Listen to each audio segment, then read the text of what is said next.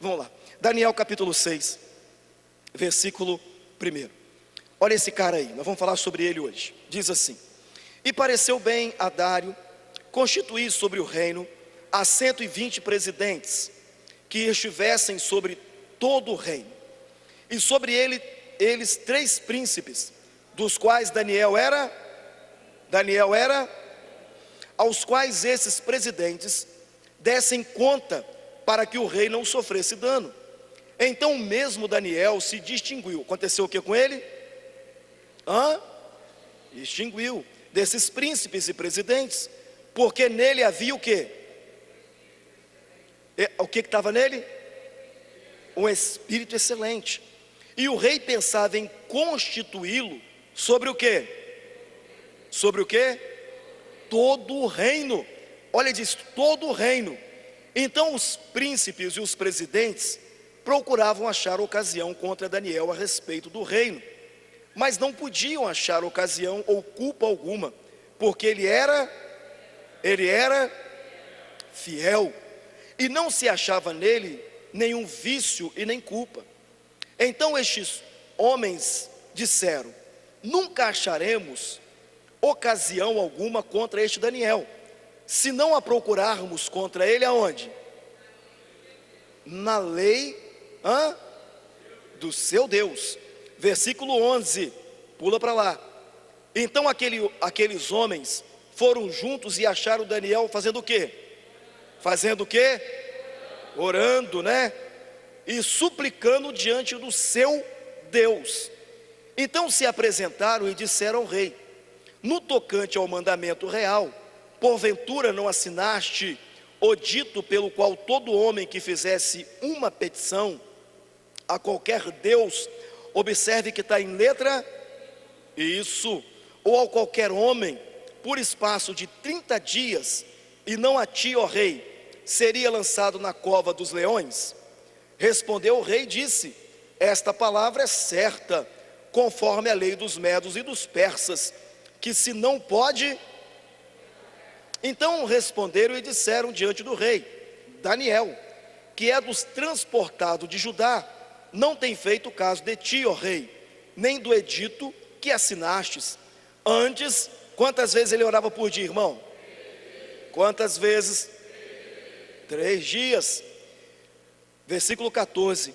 Ouvindo então o rei o negócio, ficou muito penalizado a favor de Daniel, propôs dentro do seu coração livrá-lo, e até o pôr do sol trabalhou por salvá-lo. Então aqueles homens foram juntos ao rei e disseram ao rei: sabe, ó rei, que é a lei dos medos e dos persas, que nenhum edito ou ordenança que o rei determine se pode mudar. Então o rei ordenou que trouxessem a Daniel e o lançaram aonde? Isso. Observe que Daniel está reclamando aí, irmãos. Você está vendo ele reclamando aí? Não. E falando, o rei disse a Daniel: o teu Deus, a quem tu ele te livrará. E foi trazida uma pedra e foi posta sobre a boca da cova, e o rei selou com o seu anel e com o anel dos seus grandes, para que não se mudasse a sentença acerca de quem? Acerca de quem? Versículo 20, olha aí. E chegando-se à cova, chamou por Daniel com voz triste, e falando o rei disse a Daniel: Daniel, servo do Deus vivo, dar-se-ia o caso que o Deus a quem tu continuamente serves, observe que está repetindo aquilo que ele disse. Ele disse: continuamente serve, tenha podido livrar-te dos leões? Versículo 21. Então Daniel falou ao rei: ó rei, vive para o meu Deus enviou quem? E fechou a boca de quem? Para que não me fizesse dano, porque foi achado em mim o que? Diante dele. E também contra ti, ó rei, não tenho cometido delito algum. Então o rei muito se alegrou em si mesmo e mandou tirar Daniel da cova, Assim que foi tirado Daniel da cova, e nenhum dano se achou nele, porque crera em seu, e ordenou o rei. E foram trazidos aqueles homens que tinham acusado Daniel, e foram lançados aonde? Isso, eles, os seus filhos e suas, e ainda não tinha chegado ao fundo da cova, quando os leões se apoderaram deles e lhes esmagaram todos os ossos. Agora presta atenção no 25. Então o rei Dario escreveu a todos os povos, nações e gente de diferentes línguas que moram em toda a terra: a paz vos seja multiplicada. Da minha parte é feito um decreto pelo qual todo o domínio do meu reino, os homens tremam e temam perante o Deus de Daniel, porque ele é Deus vivo e para sempre, permanentemente, e o seu reino não pode ser, e o seu domínio o quê? E ele faz o quê? E opera sinais e maravilhas aonde? Só no céu, irmãos? Só no céu? E ele livrou quem? Do poder de quem? E este Daniel, pois, aconteceu o que com ele? E no reinado de quem? Fala assim, graças a Deus. Isso, bota a sua Bíblia no assento, fica de pé um pouquinho, bota a mão no coração assim. Senão você vai dormir aí, eu não quero ninguém dormindo. Isso, bota a mão assim, fecha os teus olhos, por gentileza. Queridos, com seus olhos fechados, a Bíblia está dizendo, o nosso Deus, Ele não só opera no céu, Ele opera também na terra. Às vezes eu vejo pessoas com tantas dúvidas, e perguntando, Deus, será que o Senhor me quer mesmo nessa situação? Será que o Senhor me quer mesmo aí? Deus opera no céu e na terra, querido. Deus faz milagre no céu e faz milagre na terra. O nosso Deus tem todo o poder, o nosso Deus tem toda a sabedoria. Tiago, no capítulo 1, no versículo 5, ele disse assim: se algum de vós tem falta de sabedoria, peça a Deus, que a todos dá diligentemente e não lança o rosto, e vos será dado. Ele disse, vos será dado. Às vezes você está dizendo, eu não consigo, eu não posso. Às vezes você pode pensar assim, Deus, eu nasci numa família pobre, a minha mãe não pôde estudar, o meu pai também não. Às vezes você pode pensar assim, estou vivendo uma situação tão difícil, aonde estou apertado financeiramente. Mas quando Tiago disse, pede a Deus, que a todos dá, ele está dizendo, existe uma porta aberta, 24 horas, 36 horas, uma porta aberta o tempo inteiro, aonde você pode conversar com Deus, aonde você pode pedir a Deus. Deus estabelece reinos, irmão, Deus tira reinos. O nosso Deus tem todo o poder, o nosso Deus é soberano. O que eu quis fazer com você aqui nesta noite é te mostrar que Deus tem uma posição melhor para você, é te mostrar que Deus tem algo melhor para você. E enquanto você estiver olhando para você mesmo, você não vai conseguir desfrutar do melhor de Deus. Mas Deus está dizendo hoje, confie no que eu te dei, confie aonde eu te coloquei, erga a tua cabeça e entenda, quem te levou aí fui eu.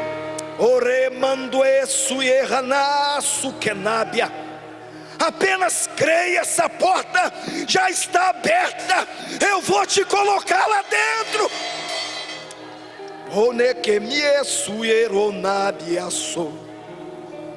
É Ele, é Deus, é Deus, é Deus, é Deus. Oro mandou que me esuere amandaço, eriando que mandade esuie nagai. É Deus, é Deus, é Deus, é Deus, é Deus. Oh, aleluia. Capítulo 14, versículo 16, Jesus chama os discípulos em particular e diz assim para eles: eu não vos deixarei órfãos, eu vos enviarei outro Consolador. Ele disse: é da parte do meu Pai eu vos enviarei outro Consolador. Jesus estava dizendo que o Espírito de Deus, ele iria residir em nós, ia morar em nós.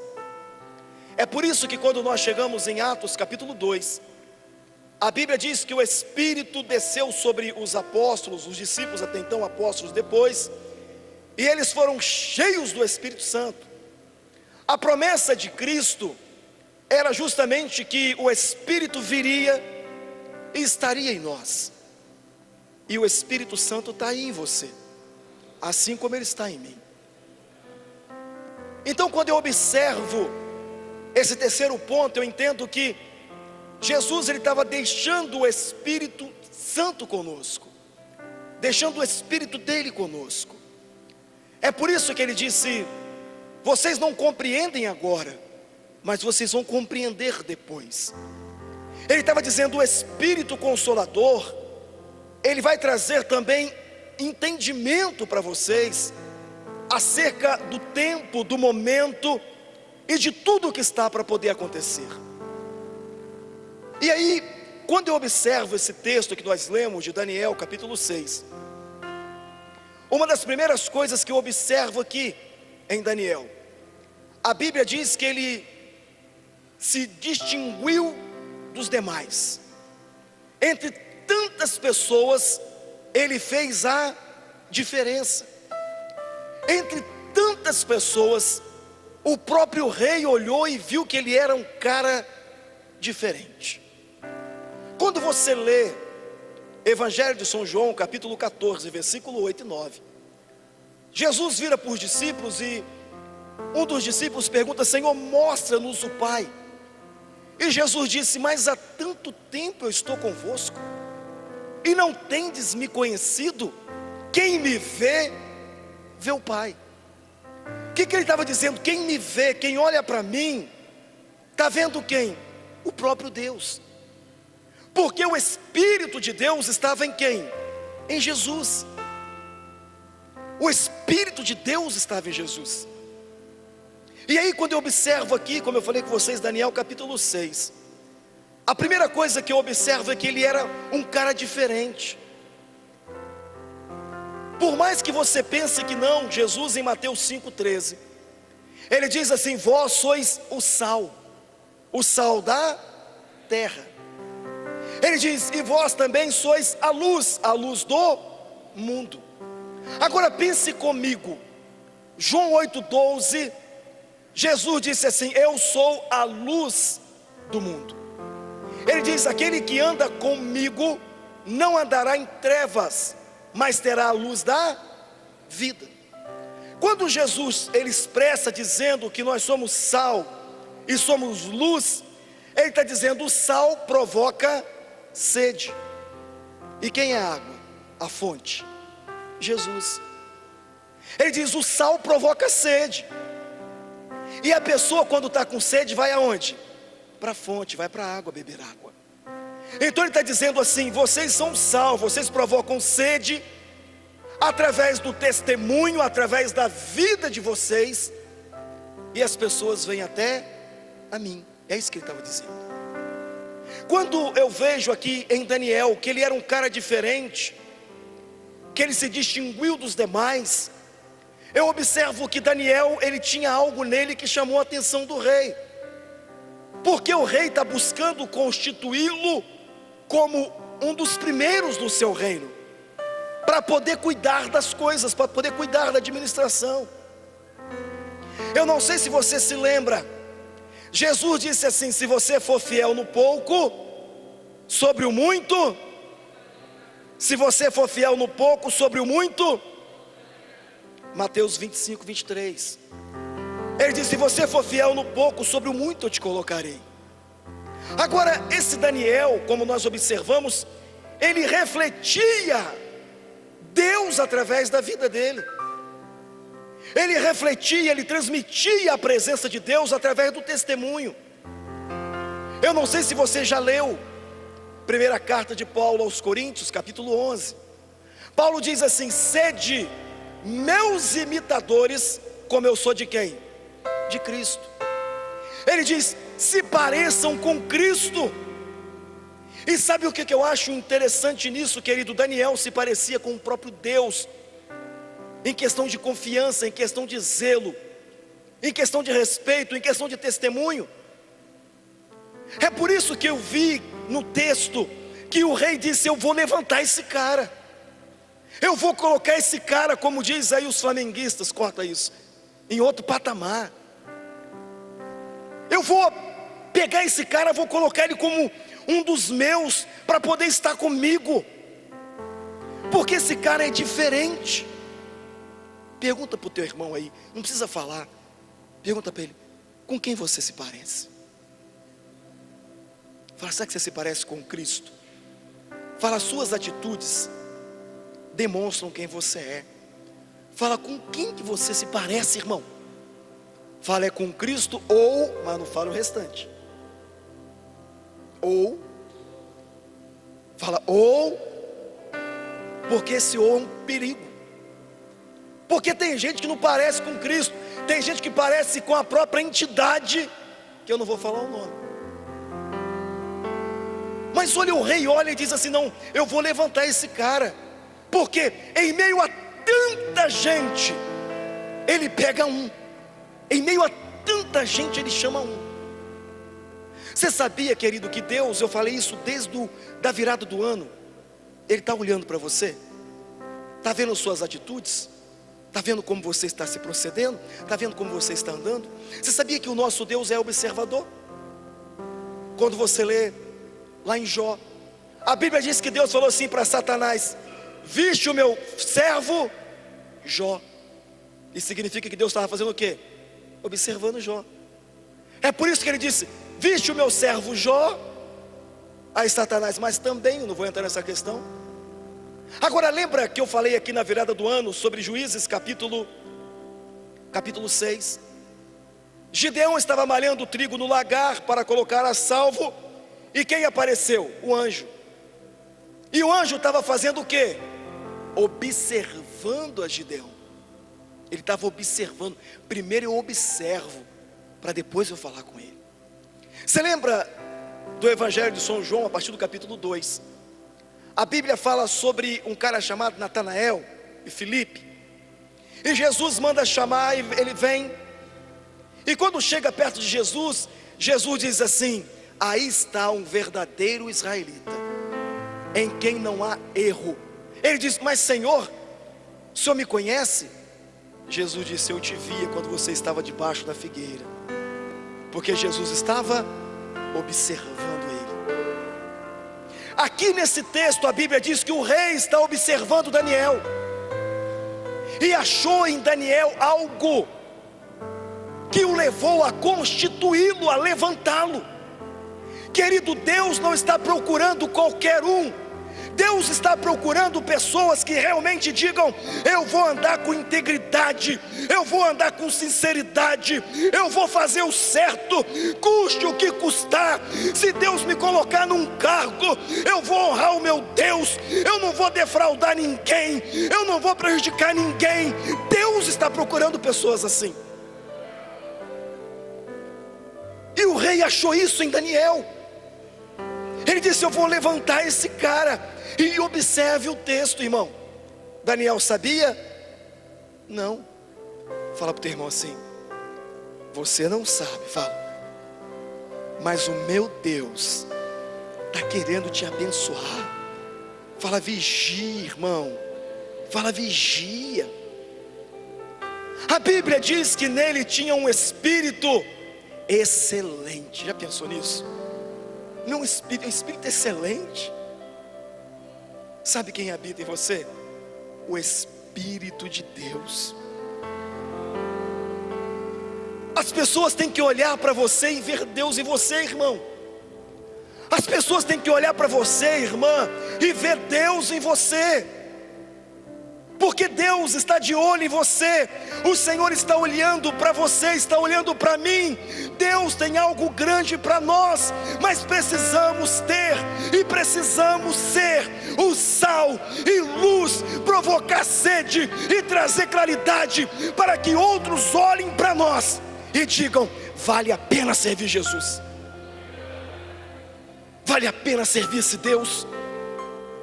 Eu posso confiar nesse irmão, eu posso confiar nessa irmã, porque eu vejo nele a presença de Deus, a presença do Espírito Santo. Segundo ponto, versículo 16 e versículo 20. O rei diz assim duas vezes. Primeiro ele diz: Daniel, você serve Deus continuamente. Não foi isso que ele disse? Você está servindo a Deus o tempo inteiro. Você serve a Deus em todo o tempo. Tem pessoas que buscam a Deus, queridos, só no momento de dificuldade. A corda apertou, eu vou buscar a Deus. Agora está folgado, eu vou para fazer as coisas erradas. Eu preciso de uma bênção, eu vou buscar a Deus. Agora o negócio melhorou, eu vou embora. Observe, ele diz: você Daniel, serve a Deus continuamente, ou seja, em todo momento eu vejo você servindo a Deus, em todo momento eu vejo você buscando a Deus. Você lembra de Mateus 6,33? Diz assim, como é que diz lá? Fala para mim. Buscai o reino de Deus em primeiro lugar, e as demais coisas vos serão, as demais coisas vos serão, as demais coisas vos serão. Tem irmão, irmãos, que é igual ninja. Já viu ninja na televisão? Na hora da dificuldade busca a Deus, quando recebe a bênção joga uma fumacinha, puf, sumiu, irmão. Você liga, não encontra mais. Você manda mensagem, não encontra mais. Você manda uma carta, né? E não encontra mais. Você manda alguém na casa dele, não encontra mais. É o famoso irmão ninja. Na hora do aperto está na igreja, está na oração, está na terça, está na quinta. Mas aí quando as coisas melhoram um pouco, ele some. Lembra de Romanos capítulo 14, versículo 17. Paulo disse assim: o reino de Deus não é comida nem bebida, mas é justiça, paz e gozo no Espírito Santo. Olha o que ele está dizendo para nós. Não busque só por interesse, não busque só para ter uma resposta, não, irmão. É continuamente. Deus conhece o teu coração, Deus conhece o meu. Se Deus te desse uma casa de praia hoje, será que você voltaria para a igreja? Ou será que você ia querer ficar: não, agora eu estou na casa de praia? Pergunta ao seu irmão assim: você está preparado para ganhar uma casa? Fala: você está preparado para ganhar um carro melhor? Fala: você está preparado para isso? Porque o rei viu isso em Daniel, e Deus precisa, Ele quer que nós venhamos demonstrar isso. Não, agora eu estou precisando casar, então eu vou participar de toda a campanha. Casei, agora é lua de mel o ano inteiro. Que isso, irmão?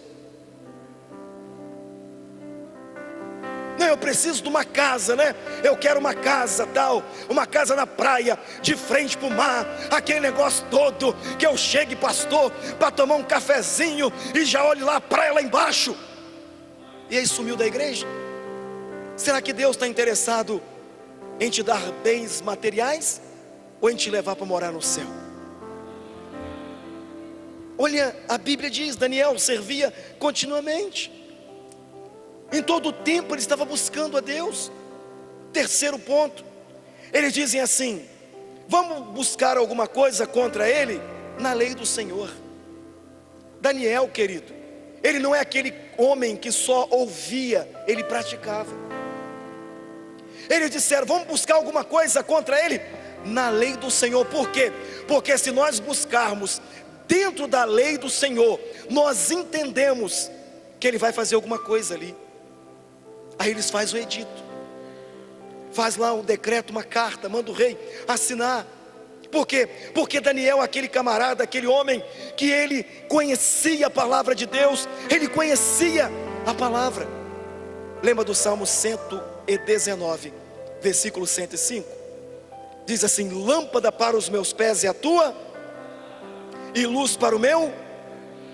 João 15:7, Jesus disse assim: se tiverdes em mim, e a minha palavra tiverdes em vós, vocês podem pedir o que quiser no meu nome, e vos será concedido. Olha o que ele está dizendo: você não pode só ouvir. Cutuca teu irmão aí, fala: acorda, meu filho, pelo amor de Deus, fala: acorda. Você tem que praticar aquilo que você ouve. Olha o que eles dizem aqui: vamos procurar alguma coisa na lei do Senhor para incriminar Daniel. Lembra de João 7, 23 e 24? Jesus disse: aquele que ouve as minhas palavras e a põe em prática, será comparado ao homem prudente. Não é homem que tem dente, não, homem prudente, que edificou a sua casa sobre a rocha. A chuva desceu, os rios transbordaram, os ventos sopraram, deu-se de encontro à casa, a casa não caiu, porque estava firme, edificada sobre a rocha. Aí ele diz: porém o homem insensato é aquele que ouve a palavra e não põe em prática. Ele construiu a casa sobre a areia, caiu a chuva, subiram os rios, sopraram os ventos, deram-se de encontro à casa, e a casa foi levada. Daniel, ele não só ouvia não, irmão, ele também era um praticante da palavra. Olha o terceiro ponto. Eles disseram assim: joga Daniel na cova. Pegaram o cara e jogaram aonde? Lançaram aonde? Na cova. Você viu aí Daniel reclamando? Me lançaram na cova, ao leão de barba. Ó pastor, ei, você viu Daniel reclamando? Lançaram ele na cova. O que ele fez? Ele acreditou. Ele confiou em quem? Em Deus, irmão. Se você está vivendo alguma dificuldade na sua vida, é porque Deus está vendo e está dizendo assim: ele tem capacidade de aguentar, pode deixar ele viver, ele não vai morrer não, porque ele tem um Deus, ele tem um Senhor que guerreia por ele. Tem gente que não pode viver uma lutinha, que é igual sorvete, já começa a derreter. Ei pastor, ei irmão, fica de pé, meu filho, não é vocês não, fica de pé, altaneiro, firme. Daniel não ficou: e agora?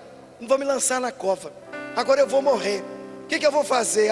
Não, ele tinha confiança em Deus, tinha confiança no Senhor, porque ele sabia que a última palavra ainda vem de quem? De Deus.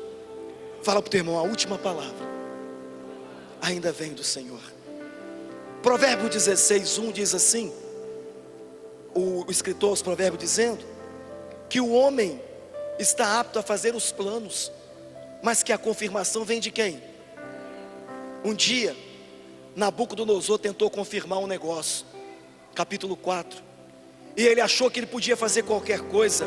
Sabe o que Deus fez com ele? Mandou ele para o pasto, comer capim no meio dos bois. Sabe o que Deus estava mostrando? Ainda quem está no governo sou eu, ainda quem manda sou eu, ainda quem está na direção sou eu, ainda quem tem todo o poder sou eu. Não importa, querido, o que você está vivendo, confie nele. Deus vai fazer, Deus vai mudar o quadro, Deus vai romper a situação, Deus vai virar essa circunstância, Deus vai fazer. Quinto ou quarto, se eu não me engano, e eu vou finalizar aqui, tem mais, mas eu vou finalizar aqui. A Bíblia diz que antes dele ser lançado na cova, quando ele ficou sabendo da situação, ele foi fazer o que, gente? Orar. Ele foi fazer o que? Orar. A Bíblia diz que quando ele fica sabendo, ele foi orar. E ele orava quantas vezes por dia? Quem se lembra? Quantas vezes por dia ele orava? Você lembra de Tessalonicenses capítulo 5, versículo 17? Diz assim: orai, e o que mais o que? Em tudo dai graças. Meu irmão, se você é um camarada, se você é uma mulher de oração, se você é uma pessoa que conhece o caminho da oração, Deus vai te conduzir à porta da solução para essa situação. Porque quem conhece o caminho da oração sempre vai chegar na porta da solução. Olha o que Daniel fez: eu vou orar, eu vou clamar a Deus. Lembra de Mateus 26:41 que eu falei aqui? Jesus disse para os discípulos assim: orai e vigiai. Sabe por quê? A carne é, mas o Espírito. Olha para o teu irmão e diga para ele assim: o Espírito Santo habita em você. Fica de pé aí, por gentileza. Domingo que vem eu continuo essa ministração, porque não acabou não, viu, Cintia? Por causa do tempo. Mas eu quero deixar aqui para você o seguinte: se você está vivendo uma luta na sua vida, é porque Deus sabe que você pode aguentar essa luta.